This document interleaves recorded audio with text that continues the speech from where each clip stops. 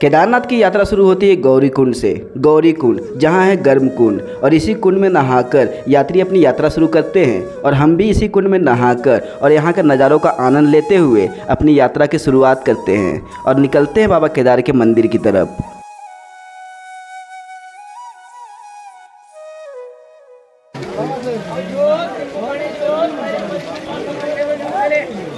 गौरी कुंड को trekking start करते ही हमें बहुत सारी भीड़ मिलती है और हम लोग पहुंच जाते हैं घोड़ा पड़ाव। यहीं से आप लोग घोड़ा या खच्चर हायर कर सकते हैं केदारनाथ जाने के लिए। पर आपको मैं कहूँगा कि अगर आप में हिम्मत है तो भोले बाबा का नाम लेते हुए पैदल ही ट्रैकिंग करें, उसमें आपको बहुत ही आनंद आएगा। अगर आप असहाय हैं तभी आप घोड़ा या खच्चर हायर करें। घोड़ा पड़ाव का जस्ट बाद आपको यह गेट मिलेगा जहां से केदारनाथ मंदिर की दूरी है लगभग 22 किलोमीटर। वैसे आपको बोर्ड में हर जगह 16 किलोमीटर की ही दूरी बताई जाएगी, पर असल में यह दूरी 22 से 24 किलोमीटर की है। और कुछ देर के ट्रैकिंग के बाद ही आपको बर्फ़ से ढके हुए केदार पर्वत के पहले दर्शन हो जाते हैं, जिससे आपका मन और भी मंत्रमुग्ध हो जाएगा। और बगल में बहते हुए मंदाकिनी नदी का शोर आपके दिल को और भी जीत लेगा।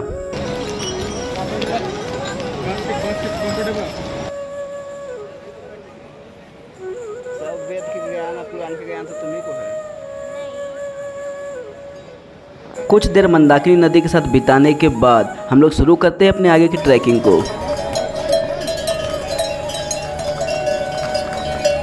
अभी कुछ दूर ही हम चले थे कि यह प्रकृति हमारे पैरों को फिर से रुकने को मजबूर कर देती है और हम भी रुककर इन नज़ारों को अपने मन में बसाते हैं, क्योंकि ये नज़ारे यहाँ के अलावा धरती के किसी भी कोने में नहीं मिलेगी।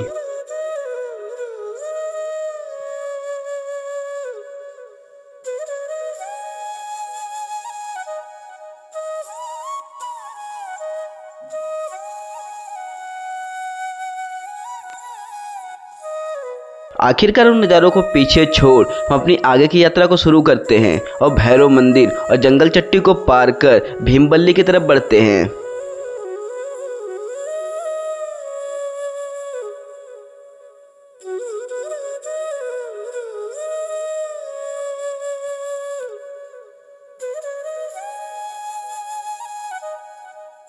गौरी कुंड से केदारनाथ की ट्रैकिंग में आपको पूरे रास्ते छोटे मोटे दुकान मिल जाएगी, जिसमें खाने पीने की चीज़ें आसानी से उपलब्ध है।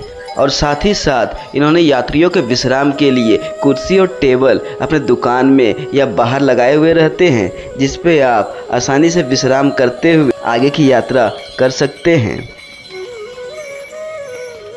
फाइनली हम लोग पहुंच चुके हैं भीमबल्ली। यहाँ से केदारनाथ मंदिर की डिस्टेंस 9 किलोमीटर की बताई जा रही है, पर असल में यह डिस्टेंस 12 किलोमीटर से कम नहीं होगी। भीमबल्ली में रास्ते आपको चढ़ाई भरी नहीं मिलेगी, तो आप यहाँ पर काफ़ी आसानी से क्रॉस कर जाएंगे। भीमबल्ली तक पहुँचते पहुँचते हम पूरी तरह से थक चुके थे और मेरे चेहरे से बहते हुए पसीने की धार इस बात को अच्छी तरीक़े से जाहिर कर रही है। आखिरकार फिर से एक बार हमारी थकावट और इन नज़ारों ने हमें रुकने पर मजबूर कर दिया और हम रुककर काफ़ी देर तक इसे देखते रहे। दर्शन करके वापस लौट रहे लोगों को देख के हमें भी बाबा को जल्दी से देखने की इच्छा होती है और हम आगे बढ़ चलते हैं वहाँ दूर दिख रहे उस सफ़ेद पर्वत की तरफ।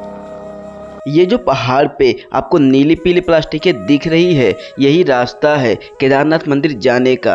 और जैसे जैसे हम ऊपर जाते जा रहे हैं, मौसम धीरे धीरे खराब होती जा रही है। यात्रियों की परीक्षा लेते हुए मौसम ने अपना मिजाज बदला और झमाझम बारिश करा दी, जिससे रास्ते काफ़ी फिसलन भरे हो गए। यहाँ मौसम का यही हाल रहता है, यहाँ मौसम कभी भी बदल सकता है, इसलिए अपने साथ रेनकोट जरूर कैरी करें और यहाँ भीगने की गलती बिल्कुल ना करें।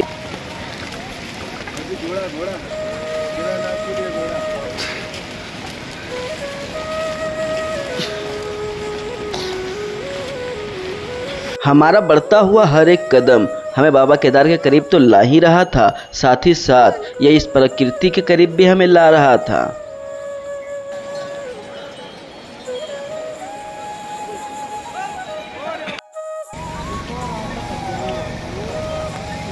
और आगे की ट्रैकिंग करते वक्त हमें मिलता है ये शॉर्टकट रास्ता, जिससे होकर हम ऊपर चढ़ने की कोशिश करने लगते हैं। ये रास्ता थोड़ा कठिन तो था, लेकिन काफ़ी शॉर्टकट था, इसलिए हम इससे होकर चलते हैं।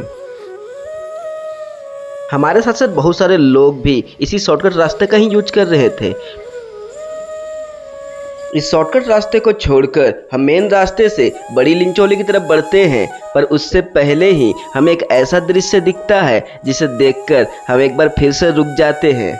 हमें दिखता है यह ढेर सारा स्नो।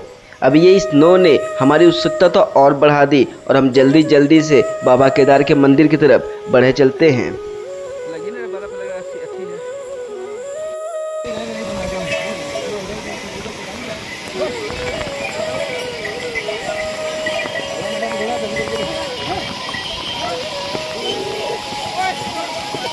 बड़ी लिंचोली में पहुंचने से पहले ही हमें दो ग्लेशियर मिलते हैं, जहां रुककर हम फोटो क्लिक करते हैं और उसके बाद आखिरकार हम पहुंच जाते हैं लिंचोली।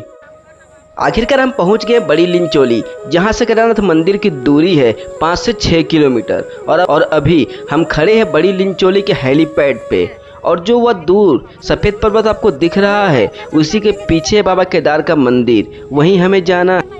आपको बड़ी लिंचोली में GMVM के गेस्ट रूम, होटल्स बड़ी संख्या में मिलेगी। आप चाहें तो यहाँ होटल्स और टेंट बुक कर सकते हैं और रिटर्न होते समय रेस्ट कर सकते हैं। मैं आपसे मिलता हूँ ब्लॉग में आगे, तब तक आप बड़ी लिंचोली के खूबसूरत वादियों का आनंद उठाएं।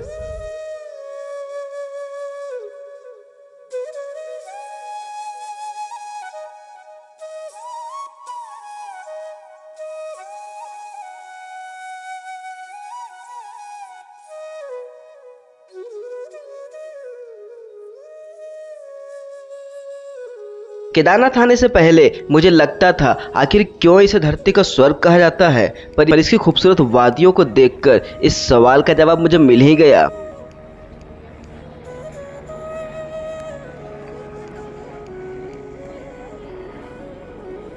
अंतिम घोड़ा पड़ाव को पार करके हम बेस कैंप की तरफ बढ़ रहे होते हैं, तभी हमें मिलता है फिर से एक ग्लेशियर जो कि टूटा हुआ था। इसी के टूटने की वजह से केदारनाथ की यात्रा कुछ दिनों के लिए बंद की गई थी। और आप लोग देख सकते हैं कि कैसे इसी के ऊपर बर्फ को काट के सीढ़ियाँ बनाई गई है और उसी से होकर हमें जाना होगा। ये बर्फ काफ़ी ठोस था, बिल्कुल पत्थर की तरह, इसलिए काफ़ी कठिनाई तो नहीं थी, पर थोड़ी थोड़ी फिसलन जरूर थी। और दूसरी तरफ हमें दिख रहा था वह पुराना वाला रास्ता जो 2013 की बाढ़ में बह गया था। यह रास्ता वैसे नए वाले रास्ते से काफ़ी छोटा था, यह 14 किलोमीटर का ही था। और यहाँ से केदार पर्वत के साफ साफ दर्शन हो रहे हैं। आप लोग देख सकते हैं जहाँ पर हेलीकॉप्टर जा रही है वहीं पर हमें भी जाना है। आगे बढ़ते ही एक और ग्लेशियर मिलती है जो कि कब गिर जाए किसी को भी पता नहीं, इसलिए हम यहाँ से जल्दी जल्दी क्रॉस करके आखिर हम पहुँच ही जाते हैं बेस कैंप। यहाँ से केदारनाथ मंदिर की दूरी है 1.5 किलोमीटर और यहाँ पर आप लोगों को GMVM के गेस्ट हाउस और टेंट्स ऊपर मंदिर के हिसाब से काफ़ी सस्ते मिलेंगे, तो आप यहाँ पर नाइट स्टे के लिए टेंट या गेस्ट हाउस बुक कर सकते हैं। ट्रैकिंग करके हम लोग पहुँच गए हैं बेस कैंप में। यहाँ से मंदिर लगभग 1.5 किलोमीटर है।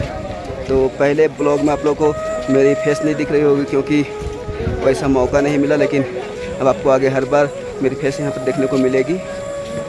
तो आप लोग ब्लॉग में बने रहें, आप लोग को इस तरह की सारी चीज़ें यहाँ पर दिखाता हूँ। देखिए कैसे यहाँ पर बर्फ़ कितनी पड़ी हुई है, चारों तरफ पूरे पहाड़ जो है बर्फ़ से ढक गए हैं। ये देखिए यहाँ बगल में ही कितनी बर्फ़ गिरी हुई है, इतनी सारी बर्फ़ यहाँ गिरी हुई है। और पीछे भी पहाड़ में पर देखिए तो बर्फ़ से ढका हुआ पहाड़ है पूरा।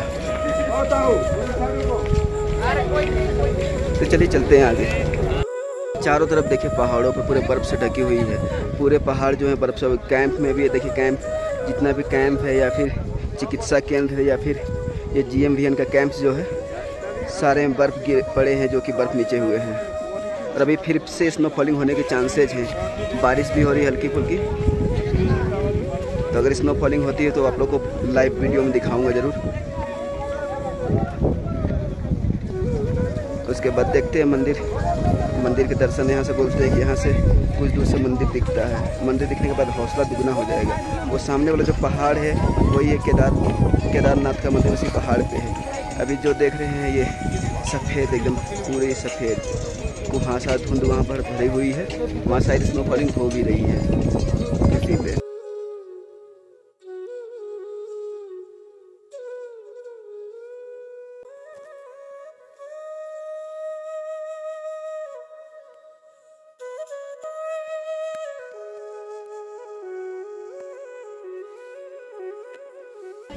यहाँ सामने से ही मंदिर के दर्शन हो जाते हैं, पहले दर्शन मंदिर के। अब थोड़ा सुकून मिलता है। यहाँ से भी आप लोगों को साफ वीडियो में नहीं दिख पा रहा होगा शायद, मैं यहाँ सर्कल लगा दूंगा। ये है मंदिर। आइए सर, आइए। तो हम लोग ट्रैक कंटिन्यू करते हैं, आप लोग आगे वीडियो में देखते रहिए।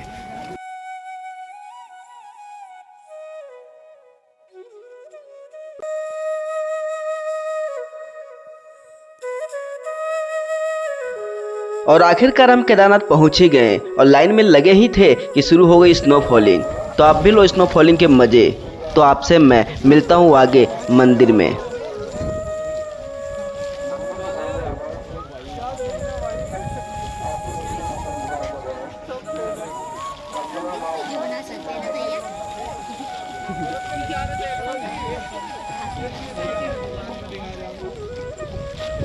तो हमने कर लिया बाबा का दर्शन। अंदर कैमरा तो अलाउ नहीं था तो आप लोगों को दर्शन नहीं करा पाऊंगा, लेकिन बाबा जी कुछ ऐसे दिखते हैं। और मैं आप लोगों को आसपास की सारी चीज़ें के बारे में बता देता हूँ कि क्या यहाँ पर किस चीज़ का क्या रहस्य जुड़ा हुआ है।